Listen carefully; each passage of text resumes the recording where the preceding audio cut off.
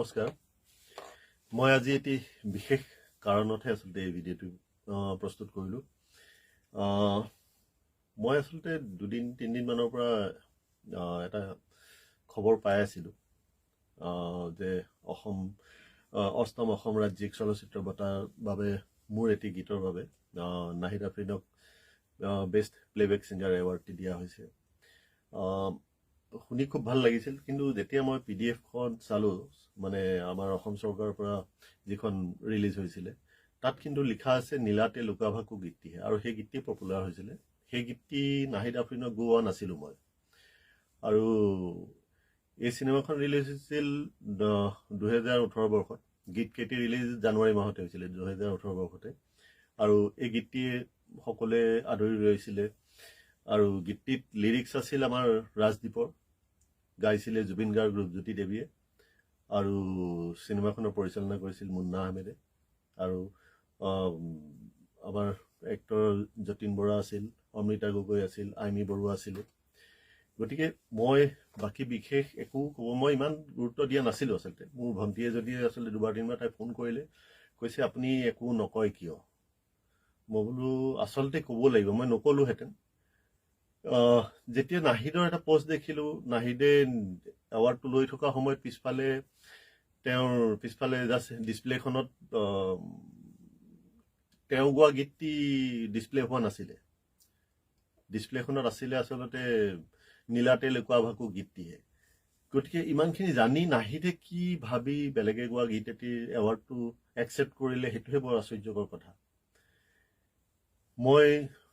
ইমান ডাঙৰ এটা এৱাৰ্ড অসম চৰকাৰৰ দ্বাৰা মানে দিয়া গৈছে তেনেকুৱা এটা এৱাৰ্ডত মোৰ এখন সিনেমা সিলেক্ট হোৱাটো মোৰ কাৰণে বহুত অতি গৌৰৱৰ কথা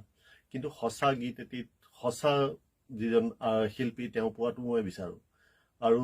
এটো দুখ আসলতে অসম চৰকাৰৰ একদম নহয় ইয়াত এখন কমিটি বনাই দিয়া হয় মানে মূলতে আমাৰ সিলেকশনৰ কাৰণে যিখন জুৰি গঠন কৰি দিয়ে তেওঁলোকৰহে দায়িত্ব আছিল এটো আসলতে প্ৰত্যেকটো ফাইনেল লিষ্ট এখনো তেওঁলোকে যেতিয়া হস্তাক্ষৰ কৰে তেওঁলোকে এবাৰ চাব লাগিছিল আসলে নামটো ঠিকে গৈছে নে নাই নাহিদে যেতিয়া এনাউন্স কৰিছে তেতিয়াও আসলে নাহিদে কথাটো ক'ব পাৰিলে এই গীতটি মই গোৱা নাই তেওঁ সৰু হৈ নগলহেঁতেন তেওঁ বহুত ডাঙৰ হৈ গ'লহেঁতেন এতিয়া একচেপ্ট কৰাৰ পিছত জানিখুনি একচেপ্ট কৰাৰ পিছত মোৰ ক'বলৈ কোনো ভাষা নাই আৰু আটাইতকৈ দুখৰ কথা হৈছে আমাৰ উঠি অহা প্ৰজন্মৰ এৱাৰ্ডৰ প্ৰতি যিটো আস্থা লাহে লাহে হেৰুৱাই পেলাইছে এইবোৰ কাৰণতে এনেকুৱা বহুত ঘটনা আগতেও হৈ গৈছে মই কেতিয়াও মানতে মই কেতিয়াও মানে সোশ্যাল মিডিয়াত থাকিব নিবিচাৰো কিন্তু এই ঘটনাটোৱে মোক আনিবলৈ বাধ্য কৰালে আৰু মোক আনে কি কয় মই হেতু মানে মই নেভাবো কিন্তু মই যিখিনি মনৰ পৰা ভাবিছো এইটো ভুল হ'ব নালাগে আসলতে ইমান ডাঙৰ এৱাৰ্ড এটা প্ৰতিমা পাণ্ডেৰ নামত বদনাম হোৱাটো মই নিবিচাৰো আৰু এইটো ভুল আসলতে প্ৰথম ভুলটো জুৰি মেম্বাৰৰ 2 নম্বৰ ভুলটো হ'ল নাহিদ আফ্ৰিনৰ তেওঁ একচেপ্ট কৰিব নালাগিছিল এই এৱাৰ্ড প্ৰিন্টিং মিষ্টেক বুলিও ক'ব নোৱাৰে কাৰণ ডিসপ্লেখনত অলৰেডি ওলাই আছে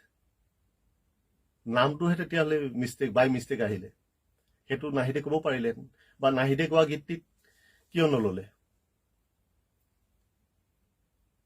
এই কথাখিনি আসলতে প্ৰত্যেকজন মিউজিক ডাইৰেক্টৰ মই তেওঁৰ পোষ্টটো চালো ফেচবুকত তেওঁ কতো কোনো উল্লেখ কৰা নাই কোনখন সিনেমাৰ কাৰণে তেওঁ এৱাৰ্ডটো পাইছে সিনেমাখনত কোনটো গীতৰ বাবে এৱাৰ্ড পাইছে সেইখিনি ক'বলৈ কিয় সাহস নহল